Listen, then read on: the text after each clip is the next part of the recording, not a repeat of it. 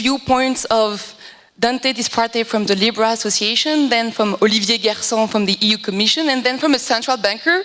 So now it's time to converge and find some common ground.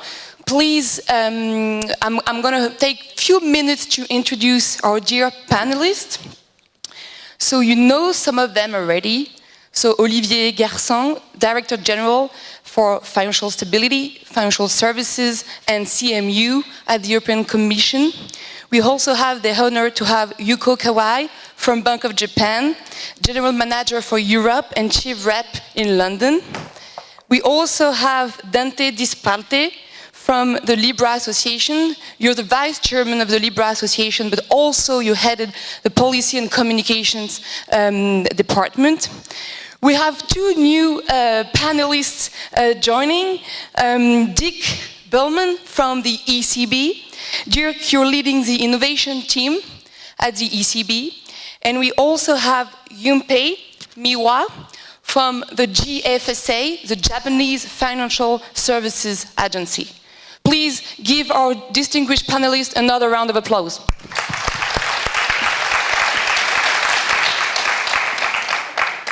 So the title of this panel is the world ready for global digital currency? This is very challenging to answer. Hopefully we have views from experts around the table. What we have tried to do is to articulate our panel around two axes of discussion. As Olivier Gerson mentioned in his speech, what are we talking about is key in these discussions. We heard a lot about Libra, but I think we can all agree that probably Libra is the tree hiding the forest. So I want collectively to enter the forest and discuss what is behind global stablecoin, what we are talking when we are talking about stablecoins, and what are the regulatory issues that can be tackled. This will be our first axis of discussion. Second axis will be more perspective, and we'll try to answer what a global digital currency can look like, whom can be issuing this global digital currency, and for what purpose. Yuko, maybe we can start with first question for you, making the link with a very enlightening presentation you just made, explaining how centrally issued currency is working. Within this debate about global stablecoin, how you see global stablecoin challenging central bank money? Okay, so I'm going to repeat some of the things I said. And I'll try to add the new aspects as well. So global stablecoin is like raising so many issues about the current system. I think the one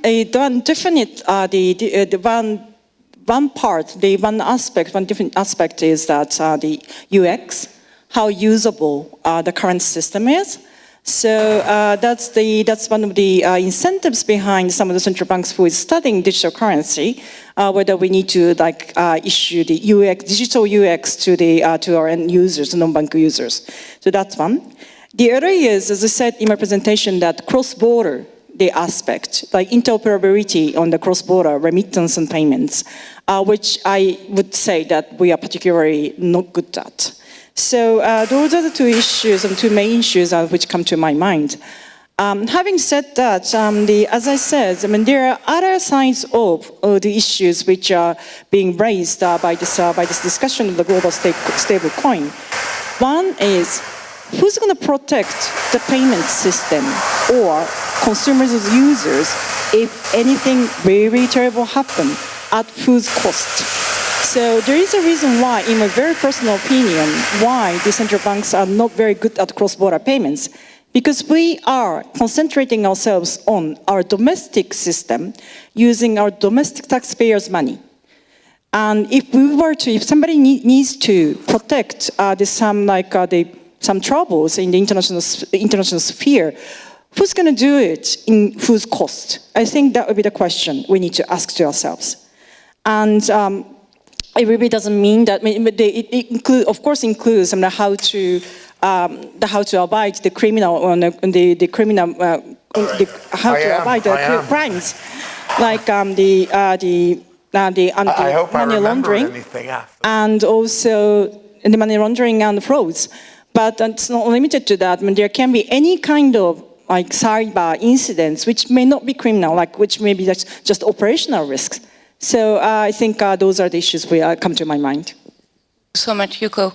Maybe we can hear the counterpoint of the ECB, because Dirk, you've been working, the ECB published an occasional paper last summer in which you try to build a taxonomy around stablecoins. Of course, so-called GAC, global stablecoin, is one of them.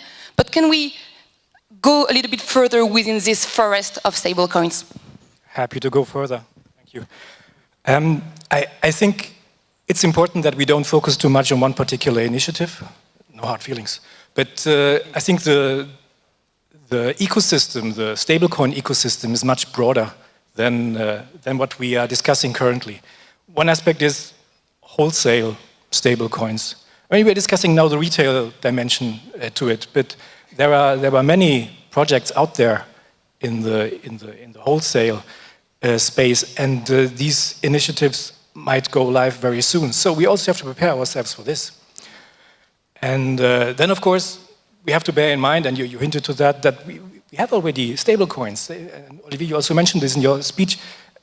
It's not a new phenomenon. And the study we did, yes, we have at minimum 54 stablecoin initiatives already, 24 of which are in existence. And they all show different designs, and this we should bear in mind. It's not only about a Libra-type stablecoin. Some stablecoins have an issuer, others don't. Some stablecoins have centralized responsibilities relying on a custodian, others don't. Some stablecoins use specific stabilization methods, for example, being backed by assets like funds or a basket of currencies. But there's more. It could also be backed by other assets held off-chain. Could be oil, could be real estate.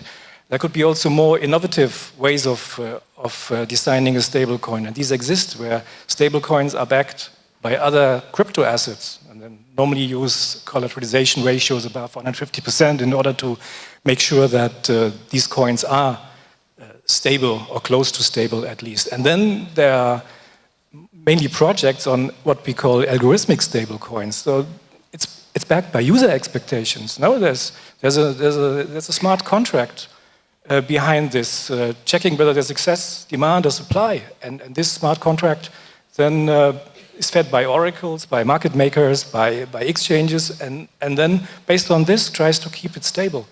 And are these coins stable? That's maybe also the question, and we also did an assessment there. We looked at the volatility, and we saw, okay, the first generation crypto assets volatility is on average 100%. And you see what the new generation, the second generation of crypto assets with stablecoins can offer. And yes, volatility ranges between 10 to 40%. So maybe some of them are not yet there, but at least they are much, much stabler than what we see, much more stable what we see with the first generation. So my point is being, we need to look at the forest and the individual trees. That's absolutely necessary.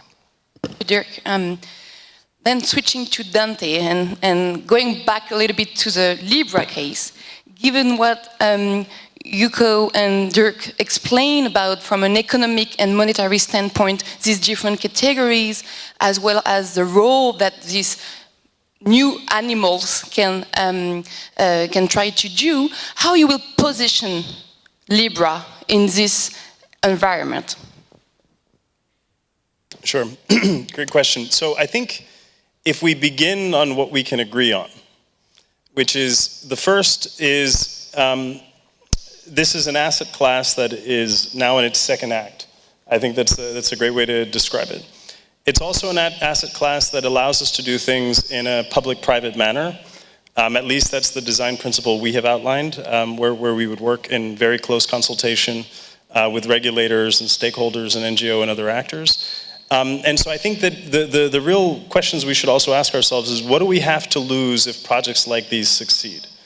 We do take the monetary policy questions very seriously, But if you think about the design principles of a purely constantly backed stablecoin in this manner, where the custodianship of the reserve is not in our hands, but in the hands of well-regulated financial institutions, what do we lose from a financial point of view and from an economic point of view in terms of the transmission of monetary policy? I also think we don't ask nearly enough questions in this type of forum around what are the risks if we fail?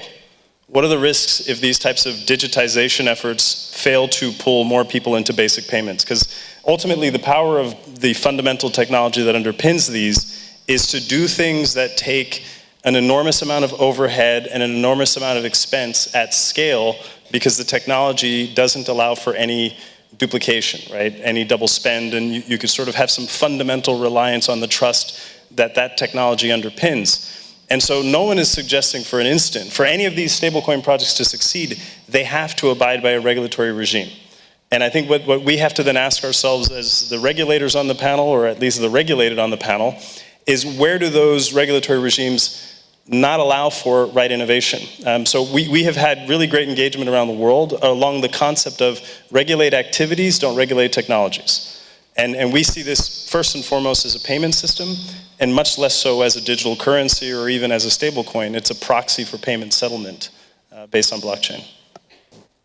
Olivier, I think the floor is yours to give maybe your view about how the current regulatory regime can tackle the new type of risk or the existing risk stemming from the Libra project in particular, but not only, maybe more globally, how you see regulation and serving this new type of project. Well, I would fully agree with my colleague from the ECB. I mean, and as I said also in my speech, I don't think the focus on Libra helps clarifying the issue. Because in Libra, in many ways, is just one type of stable coins. And what differentiates Libra from many others is scale. And scale creates in itself a number of issues that needs to be resolved.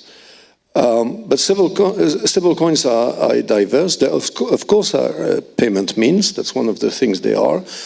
And if there were only means of payment, well, we have in Europe, I think, one of the most up-to-date regulation with PSD2, and that would be extremely simple. You just take a license and you operate in the single market. The stablecoins are not only a payment mean; they're also, well, they share actually a number of the characteristics of what we call e-money. At least in the legal definition that we give in the EU under the e-money directive, except one, they cannot be redeemed at par, because the e-money directive was conceived having in mind basically a digital euro type, or digital dollar, digital whatever you have, but pegged on one single currency. So the next question is, would it be enough to amend the e-money directive so that it covers also e-monies that are pegged on a basket of whatever, liquid asset, let's call it this way. Maybe yes, maybe no. Thirdly, you need to think of the reserve. I mean, if they're pegged on a basket of something, so you have some form of a reserve, Libra as a reserve, other stable coins of a reserve. You could consider these reserves as an alternative investment fund. I guess that would kill the concept, because each transaction would be taxed. And you have many millions of transactions, potentially. Also, if it's not an IMF, what is it? So going forward, there are quite a number of issues. And if we add to this that what I have described is a stable coin that resembles Libra, but you have many other types of stable coins. So we thought maybe, but we're very much in the process of thinking it through at the moment, maybe the right approach is not to try to adapt here and there all the various pieces of legislation, but is try to think about crypto assets in general, including stable coins, and what are the boundaries we want to put, what is it we want to protect, and therefore what are the characteristics of a legal regime for them, and which creates in turn a number of other issues, at least in Europe, like do you want to rely in the end of the day on national supervision and make it national licenses? Do you want to have an EU regime for this? So, but all this is very much, I mean, as we speak, we are talking. One of the key things is that I think in particular, because some of these crypto assets are truly global, I think one of the things we would try to achieve in the frame of the FSB, BCBS, BIS, is to the extent possible at least have regulations that are based on the same principles.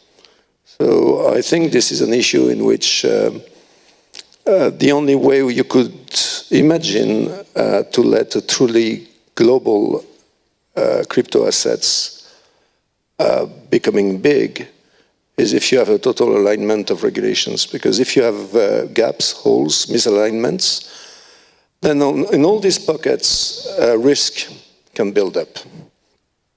And it's not so much about the owner or the issuer of the crypto asset in question. I mean, as I said in my speech, I mean, even if, say, Libra doesn't want to take deposit on grants loans, how can you prevent somebody else to do it?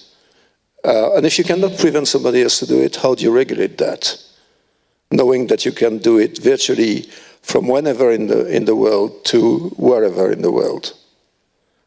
So these are the types of questions we need to resolve. Thank you so much. I think we all agree that we need legal clarity. And maybe, Yunpei, this is also something that you had to tackle within Japan at the GFSA, and Olivier also mentioned the need for international cooperation in that space. I know this is part of your job. You're very involved in international fora. May I ask you to give your insights about the needed changes at international level and then probably at what you're doing at national level? Okay, thank you so much. So, thank you. So before stating my first intervention, so let me briefly touch upon what we do first. So, Japan Financial Services Agency acts as the integrated financial supervisory authority, including the banks, insurers, the capital market, as well as payment services players and e-payment service provider and crypto asset exchanges. Compared to the other regulatory bodies in a global basis, Japan Financial Services Agency has a broader capacity and includes a policy planning function for formulating the financial laws, regulations, and regulatory requirements. Using this capacity, we are able to commit the policy issues in timely manner and also address the fast-changing crypto asset market by multifaceted functions embedded to us. So back to the question. So firstly, as Olivier argues that we are in a regulatory storm in it. So I stress that Libra poses a new regulatory challenges, especially global stablecoin provides new regulatory challenges to financial authorities and give rise to the additional needs for redesigning the regulatory capacity and rethinking of current regulatory perimeter to be more extensible. Within our current capacity of financial authority, we are able to address the issues of global stablecoin with coordination of regulatory arrangement in light of the consumer protections, such as on money laundering and cyber securities. Of course, we acknowledge that it is of importance that the effort for global coordination is properly arranged with regulatory communities to design the additional capital framework and requirements. In addition, although the operational structure is not clearly stated in the white paper of Libra, so in current assumption, Libra Association will act as the main operator of the managing the digital currency. Compared with the crypto assets such as Bitcoin, so, which do not exist explicit operators, do not have a explicit human intervention. So Libra Association and Calibra, which may play the wallet and custody services, are kind of sort of the regulatory entity, as they have a clear role and function of operation which can be within our regulatory perimeter. On the other hand, the headache issues posed by Libra and global stablecoins, which is supposed to be issued by the big techs, so contains contemporary concerns on data privacy and fair trade arrangements, which is a pretty difficult piece to regulate it, as these issues fall outside the financial regulatory perimeter. It is not possible to thoroughly address the privacy issue by financial authorities. In addition to that, in case of the Libra, so also they, in the white paper, they constitute an open community and open source of development, and envision that it will become an open network based on the public blockchain after around 5 years transitional period, once after the Genesis block of the Libra is released. So this means that no single entity is responsible for the entire activity in Libra transactions. So in this assumption, maybe in the future, we'll be losing the regulatory target. So as they operate the Libra by diminishing human intervention. I stress that the regulator should not be counter-reactive to the underlying issues. So rather, we should be exploring new approaches, envisaging losing our regulatory capacity in the future.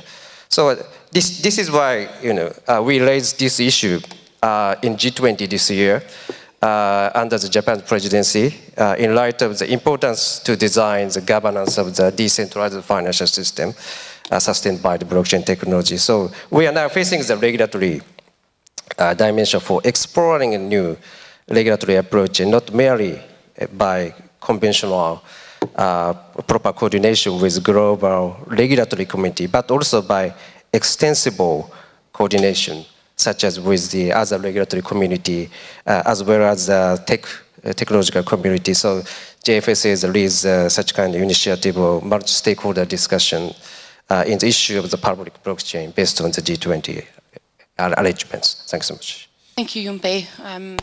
Maybe before we go into the second axis of our discussion, maybe two key takeaways from this first part of discussion.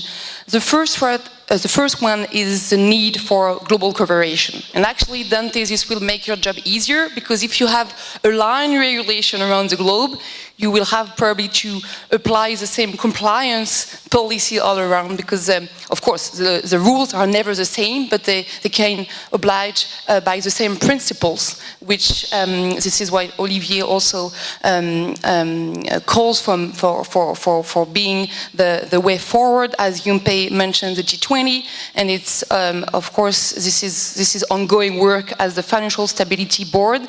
The G7 report was published 2 weeks ago, so this is probably the sense of history that we need to, at a regulatory and political levels, to come together to tackle these new regulatory challenges. Maybe the other takeaway will be that it's difficult to come up with a taxonomy that actually fit all the realities. And I like what you say, Yunpei, about the need to come up with new regulatory ideas.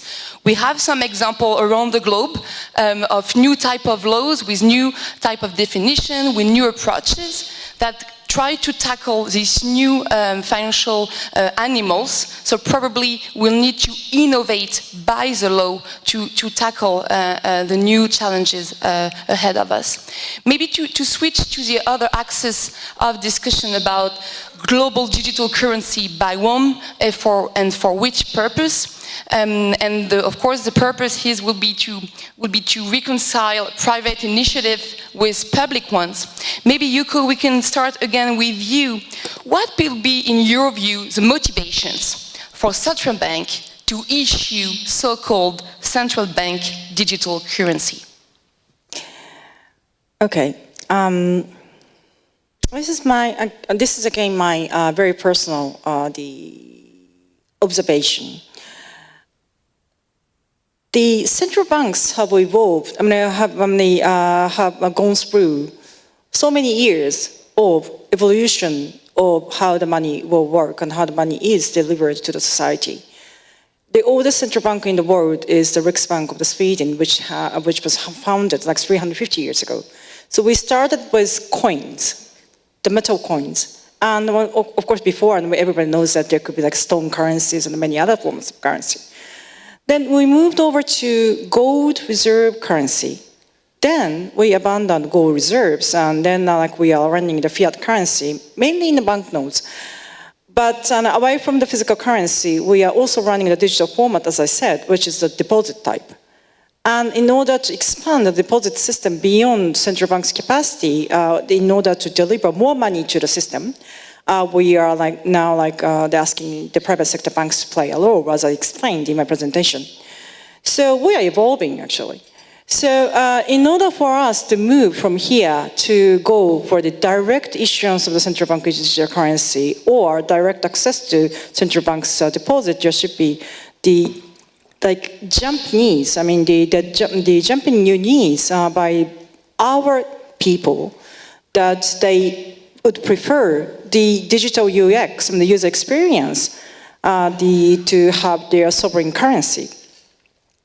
So it's really, I think the answer is quite simple. If our people want it, we will think about it. And if our people want it is in an inclusive manner, if the majority of Japanese people would want the direct access to the central bank digital, we need to think about it.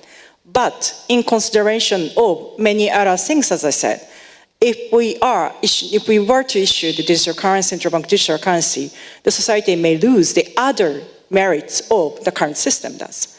So it's in the consideration of the balance. Thank you, Yuko. Dirk, do you want to please give the EU standpoint on the issues? The ECB has been very vocal lately, so we're eager to hear from you about future tokenized euro or some other type of digital currency. Thank you. First of all, the ECB is exploring the matter. I think that should be clear. We are doing theoretical research, but we are also doing practical experimentation. And we look at what we call wholesale CBDC, and we also look at retail general purpose CBDC. Wholesale CBDC, so that means CBDC that is actually only accessible to financial institutions, means CBDC that is exchanged via central bank-owned payment systems. So the underlying question is, can we move our own payment systems to DLT? So this is actually what it comes down to when you speak about wholesale CBDC. And we're exploring this. We've been exploring this since 2016 with the colleagues from Bank of Japan, Project Stella. If you're interested, there are a couple of reports on our ECB website. And I think, even if we say from today's perspective, this is the standard response, from today's perspective, the technology is not yet ready for prime time because we offer the backbone of the financial sector, it's a large-scale application, but we also see many developments. That is, it evolves very fast. So I think there's a lot of positive aspects to blockchain, and maybe it's only a matter of time. But it's ready. So then we have the retail CBDC, and that is the most complicated discussion, of course. For me, actually, it boils down to three key questions. Why, as Yuko already hinted to that, and why should we do that? What is the motivation? Second question is, what should the design precisely look like? And the third question is, how to implement? So is the why, what, how? The why, from a European perspective, is tricky, because you're often confronted with statements when you speak about central bank digital currency statement is, it's needed because you need efficient payment systems. But do we really need more efficient payment systems in Europe? You always need more efficient payment systems, no doubt. But we have already very efficient payment systems. Example is what we built and implemented in November 2018, the target instant payment settlement. You have an infrastructure you can settle in the fraction of a second for a fraction of a euro cent. Fine, it's there. So the question, is there a motivation from this angle? The second question is then, oh yeah, but cash is in decline, no? Looking at the whole euro area, maybe it will change, most probably it will change. When you look at my children, it will change, I guess. But the growth of banknotes in circulation still outpaces GDP growth. 79% of all point-of-sale transactions are cash-based in Europe. So, okay, in the Nordics it's different compared to the South and to Germany, for example, where the ECB is located. But then also the argument is, oh yes, but crypto assets are gaining ground. And stablecoins now being on the horizon. Here we've studied this over the last couple of years. We published reports in 2012, 2015, and now also in 2019. We have been consistent in saying market capitalization of crypto assets is still relatively low. It's around about 1% of euro area GDP. And we also say that the links to the real economy are developing, but also not that to a large extent. So there's no impact from today's perspective. I'm obviously only speak about today perspective on our central bank role, functioning, and mandate. So is there a real motivation? Difficult to find a good motivation from our perspective. Then the second question, and this is what keeps us busy at the moment, is the what. What design features? Should it be anonymous? Wonderful question. Should it be interest-bearing? Should there be limits? And we are exploring this theoretically, but also do experiments. We now finished just an experiment where we explored to what extent the anti-money laundering directive requirements could be met by CBDC, which is put on a blockchain. Very interesting, but we need to understand this in detail before we can go in one direction or the other. And what is also a bit maybe underexplored at the moment is, I think, the cross-border dimension, because you have different design features, and then, okay, you always look at your own jurisdiction. What do you want? What do you need? But then we would also need to look at the cross-border implications. Can we somehow, or do we want to, control the flow of this CBDC outside our own borders or not? This is also a question which has not been discussed much.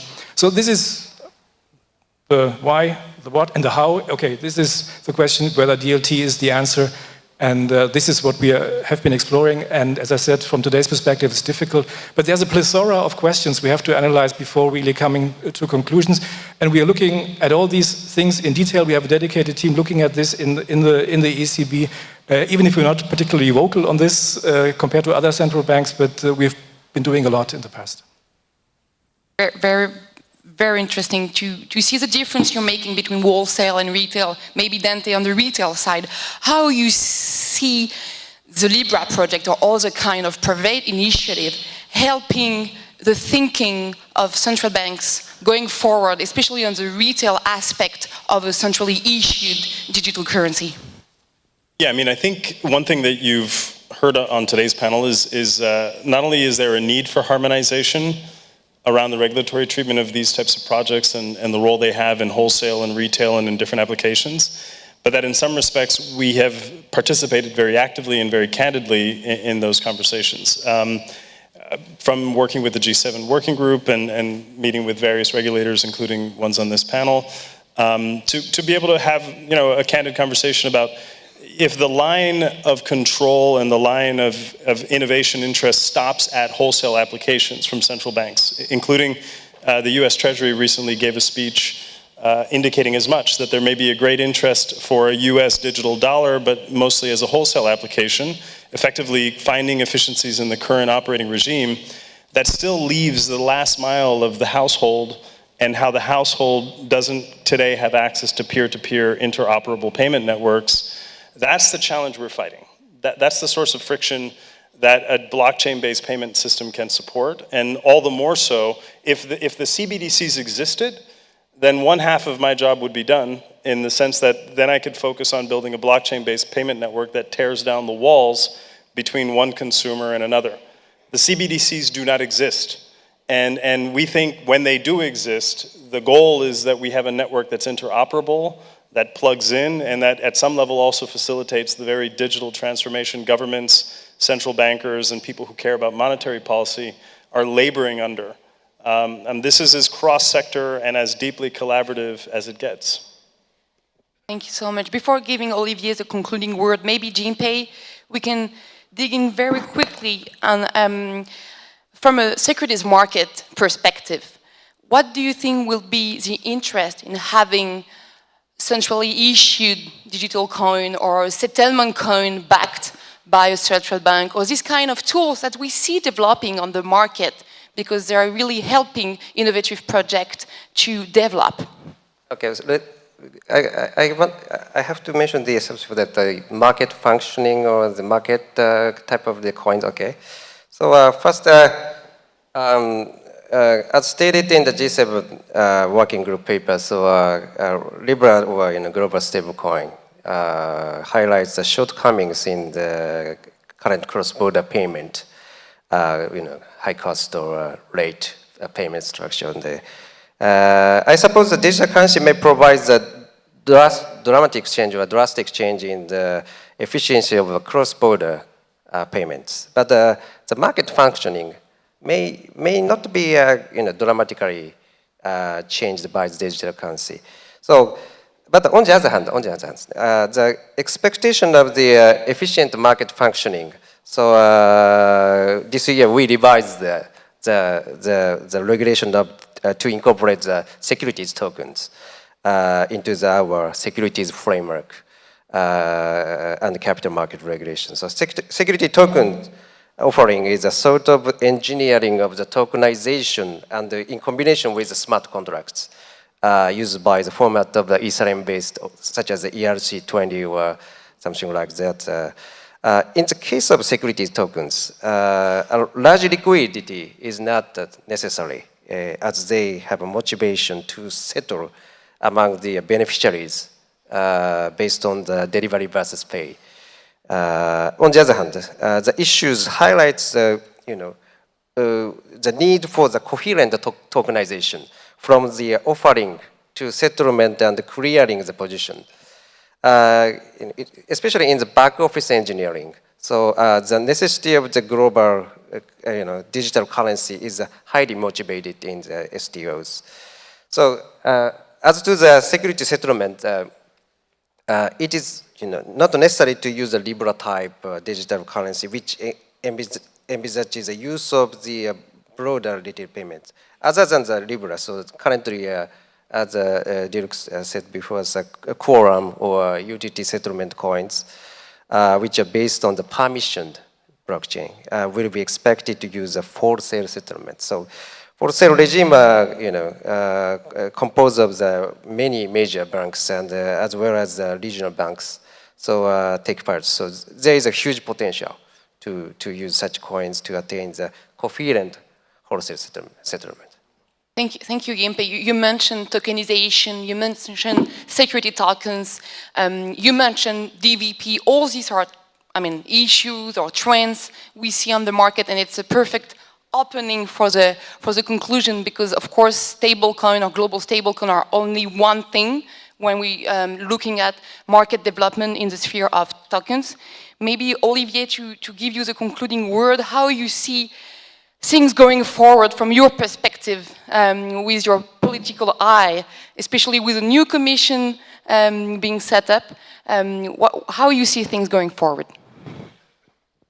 Well, to the risk of repeating myself, I think that the new president of the Commission, Mrs. von der Leyen, and also Mr. Dombrovskis, have been relatively clear that the Union should move to a regulation of crypto assets that allows to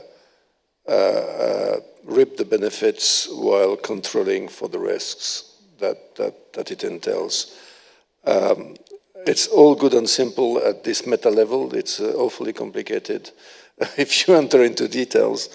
And it's awfully complicated because as this discussion illustrated, we're talking about something that is extremely diverse. I don't think it would make much sense to make a regulation for stablecoins, for example, because by definition we would create straitjacket effects, so we would stifle innovation. And at the same time, it would probably be inefficient because the next animal would be slightly out of the borders of the legislation. So I think you need, as very often in life, to start from first principles. And the first principles, in my view, are the following. Are stability and innovation contradictory? I don't think so. I think that actually what is very likely to prejudice stability is to resist innovation. And simply because my premise is they cannot really resist innovation. Innovation will happen anyway. And in the end of the day, it will endanger stability because you have not be quick enough in forcing the right regulatory framework. Secondly, a number of the animals, let's call it this way, that could be created under the generic topic of crypto assets have many of the attributes of a currency. And there are a number of good reasons why currency have been a privilege of states and sovereigns in history. And I think this is part of the discussion we have around Libra. Think about a country in financial difficulties or in default in a general Libra diffusion time. What are the tools left to that country to regulate its economy? So I think this is one of the questions that colleagues in government ought to ask themselves, and certainly central banks alike. And this is where you have stable coins and you have global stable coins, because in this discussion, size matters. So sovereignty is certainly something that comes into the equation.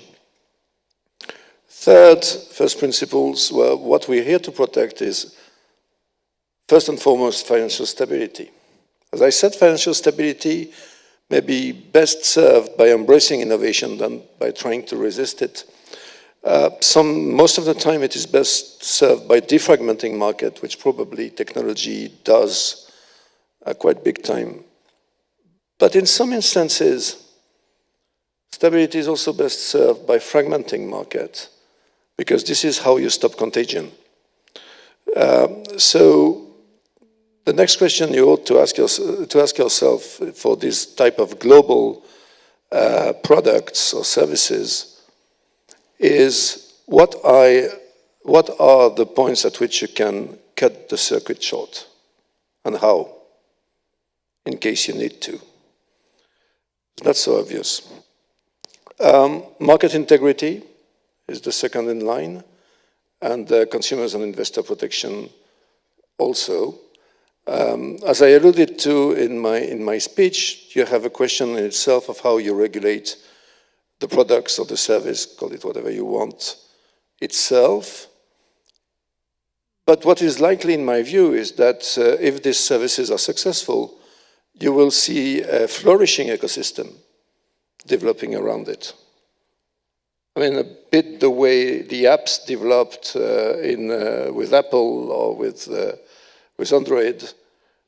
I mean, it's only normal. I mean, if these products are successful, you'll see people trying to build offers of more complex services on the back of it.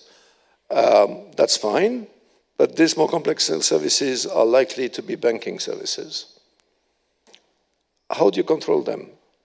How do you avoid that consumers are deceived and lose potentially a lot of money?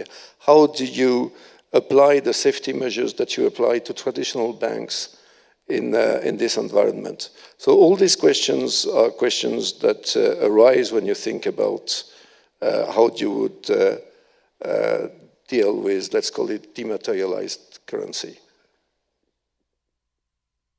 Thank you.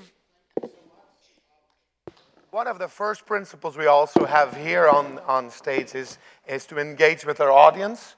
And as the audience has come up with the next question, I would very much like for you, Jennifer, to look at this question, and that's the following.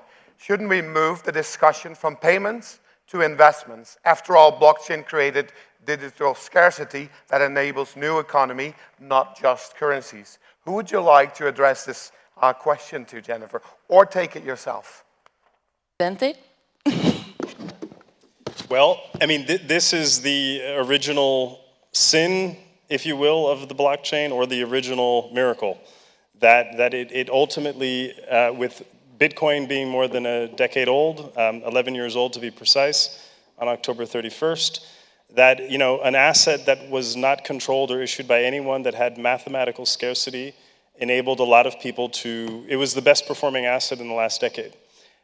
So I do think many people are looking at blockchain based solutions for investment and value preservation or speculation. This has been, candidly, one of the reasons many regulators are concerned about this asset class is either the first time they encountered it, it was one of their constituents lost a lot of money in an ICO or some kind of reselling the promise of Bitcoin, or they learned about it the hard way, which was that a computer in one of their systems or organizations was held for ransom and cryptocurrencies was the means of trade.